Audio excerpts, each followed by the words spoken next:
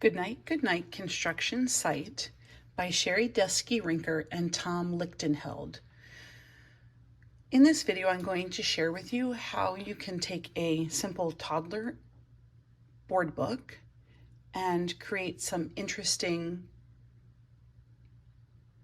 activities to do with your child, whether it's reading with your child or after you're reading the book with your child. I chose this book for several different reasons. I know many people read to their child at night before they go to bed, and so that's one of the reasons I chose this book. I also liked that it had to do with construction vehicles, which my experience with children is that they all find those interesting. This is also a New York Times bestseller book, so I think it appeals to a wide variety of people, including little girls and little boys. When you first start reading with your young child, you can start just by asking them to tell you about the cover of the book. What do they see? You might need to use vocabulary to describe what that is, whether you use the word construction. This one is a digger, and just ask your child what it is. I always, when I read stories, read the title of the book and tell my child the author.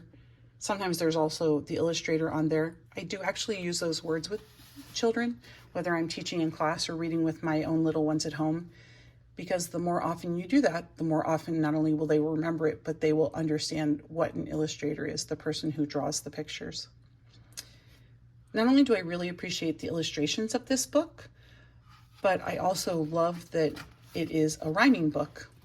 And so when I read the book, and you can see me reading the book in my book a day, Good Night, Construction.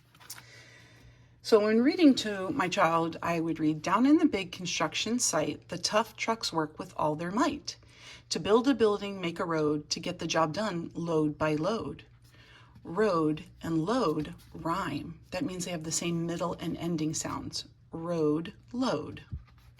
And again, you could talk to your child about the pictures. Sometimes toddlers are a little bit antsy when you're reading to them, and so you don't have to stop and talk about every page. You, if your child is sitting on your lap, will know if they're interested or not interested. If they're looking actively at the page and they are looking at the different things on the page, please wait and just let them look at it. Just let them take in the sight and try and figure out what's going on.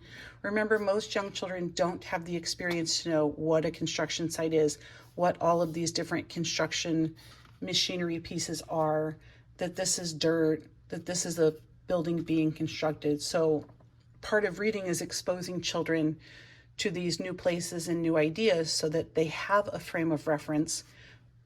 So when they read stories, read books in the future, they have that frame of reference from the time that they're very young.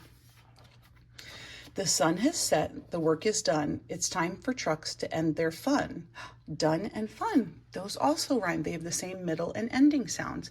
And so again, you don't have to say that on every single page, but it's very rhythmic. And that's one of the things that children enjoy about reading books, is that it is rhythmic so that they can hear it. And you could stop and you could say, bed and head rhyme. And if you have a very verbal child that you're reading the book to, you might say, what else rhymes with bed, or what else rhymes with head? And, you know, you could just start thinking about the alphabet, bed, ked, dead, fed. And that's how you can come up with kind of rhyming words off the top of your head. You might want to focus on the illustrations that the sun is setting, and you might want to talk to your child about a time when you watched the sunset, or they saw the sun go down, or when the sun goes down, that means that, you know, it's time for bed.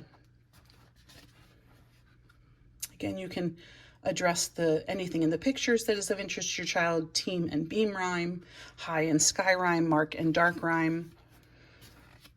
This is where you start getting into the book and some of the descriptive words, you know, that he cuddles up and says goodnight, and then the shh, and young children love to say shh, so let them help you say that.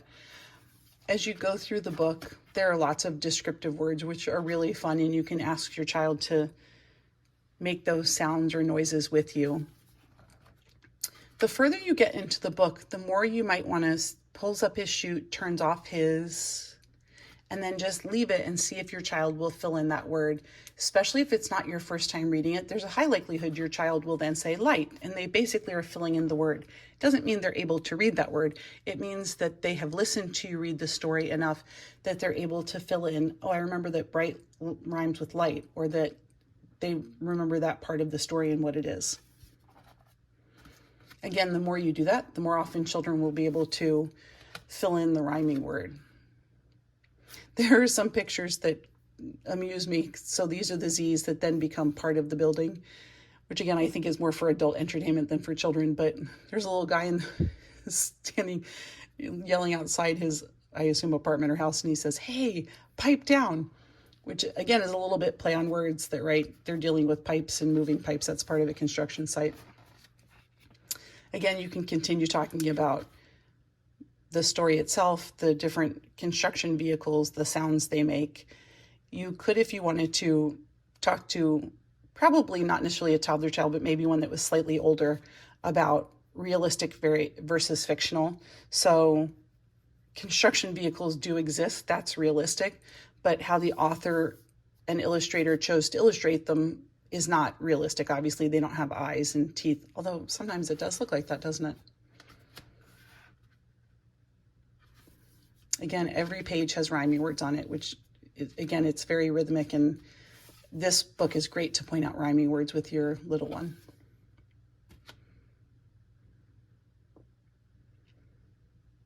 This book is so ideal, in my opinion, for reading at bedtime, because by the time you get to the end of the book, it is, good night.